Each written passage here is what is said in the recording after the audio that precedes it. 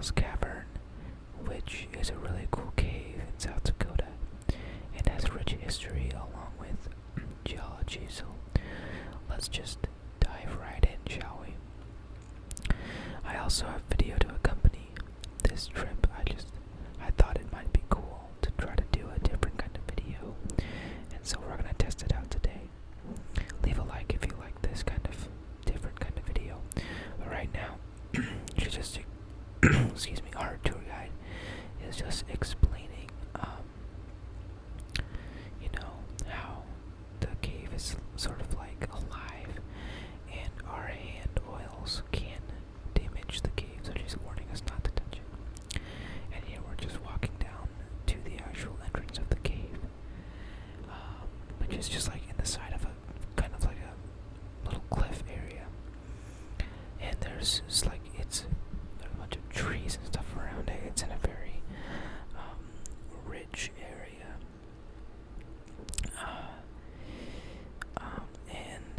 Over here you can see that area that the camera's pointed at right now.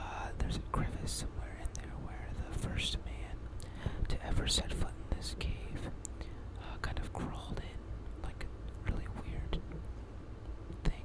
And here we are, we're entering the cave.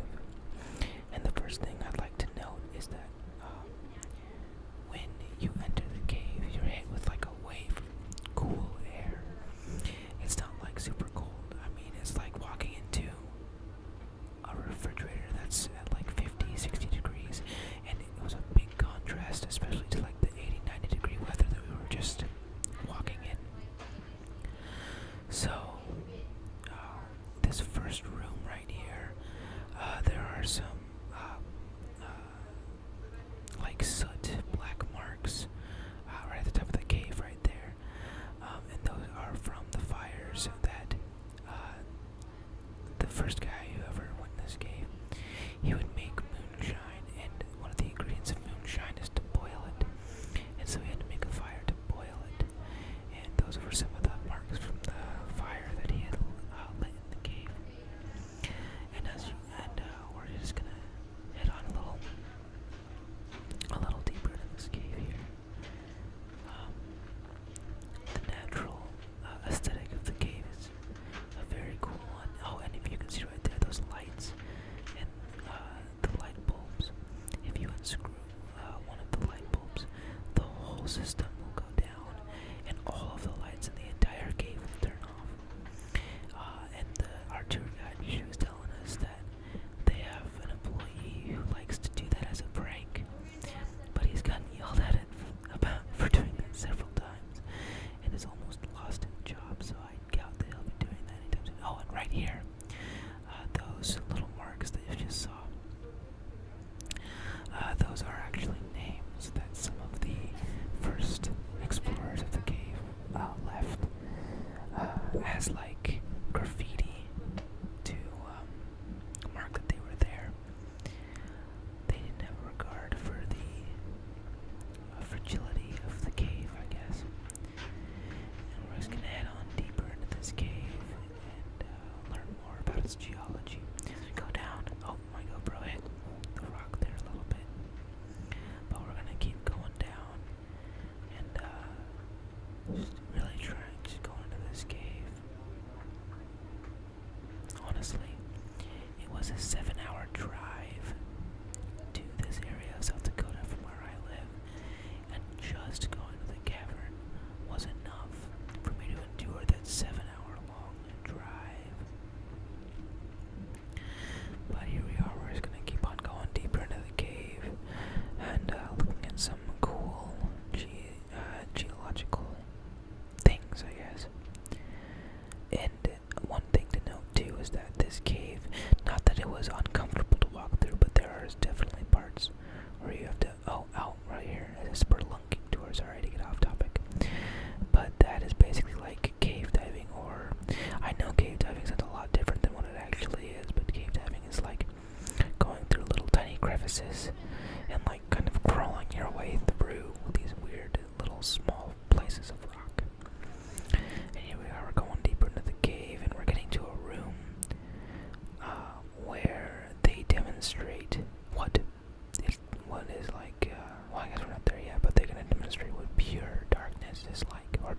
darkness, sorry. And true darkness is the complete absence of light. And let me tell you, it is a freaky experience. I mean, to you it's going to be a black screen, but to be in the cave when they turned the lights out, it was an experience that I've never felt, you know. It's different than, you know, being in a dark room or something like that. It's a completely different experience, and I would recommend it. It's freaky, and it kind of gives you perspective of how important light is in our world.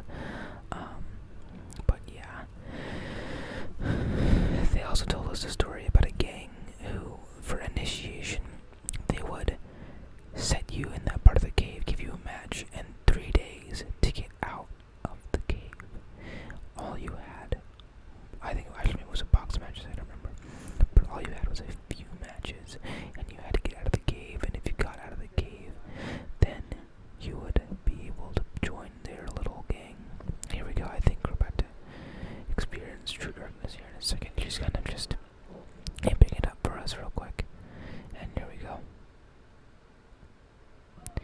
And this is true darkness. For you, I understand that, like, it's not the same for you, but in the actual cave, in this experience, it is unreal. It is one of the many experiences of my life, which has not been very long yet, but it's it's just a strange experience, and I would definitely recommend experiencing it at least once in your lifetime, especially in a cave. If you can experience it in a cave, then that's probably one of the best things you can do. And right now, you can't see it on camera, but she is demonstrating that if you rub 2 pieces of rose quartz together, then they generated a small glow, and you can sort of use those as light, but not much light. It's very faint, very, very faint. And there she is. Flip the lights back on, and we're going to continue our tour in the cave. Here we are, going deeper into the cave, and I just like to note that this cave goes down, I think, 250 feet. It is a very, very deep cave, and because we moved down the cave so gradually, we couldn't feel the change in pressure, but there is, a definite change in pressure. But yeah, right now we're just gonna keep going deeper into the cave.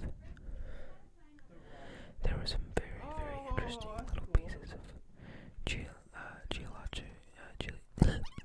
geology and different little cravings of rock. Here's a more narrow passage. I have sped up the video because it's just a lot of walking and stopping and walking and stopping. So I'm just gonna make it go so that way we're not here for an hour. And so we're just walking deeper into the cave.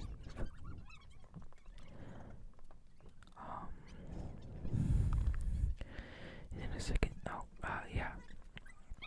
In a second here, we're gonna get to a stopping point, cause there is some dolomite, which is like a powdery sandstone kind of rock. It's very powdery to the touch. It'll like stick to your skin like chalk. It's one of the few parts of the cave we can actually touch. It is a very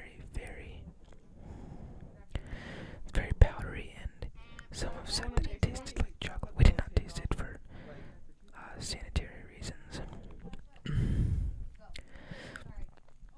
Yeah, and so we're just gonna keep going deeper into the cave here.